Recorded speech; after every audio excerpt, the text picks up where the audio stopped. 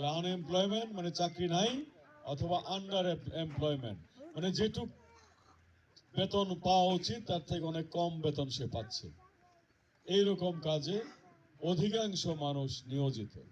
কারণ আজকের যে দ্রব্যমূল্যের যে অবস্থা, একটা মানুষ তার যদি মাসে আয় হয় 10 থেকে 15,000 বা 20,000, আসলে কি ফ্যামিলি চলে?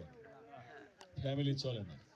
এই একটা সমস্যাতে আমার মনে হয় প্রায় প্রত্যেকটা ফ্যামিলি, 1% বড় লোক বাদে, প্রায় প্রত্যেকটা ফ্যামিলি এই সমস্যাটায় আমরা ভুগতেছি। এবং এটা টের পাওয়া যায় নর্মাল সময় না। বাড়িতে কারো একটা বড় অসুখ হলে টের পাওয়া যায়, হ্যাঁ আমার তো কিছুই নাই, একটা জমি বিক্রি করতে হয়। একটা মেয়ের বিয়ে আসলে তখন একই সমস্যা টের পাওয়া যায়, যে একটা জমি বন্ধক রাখতে হয়। মানে কারো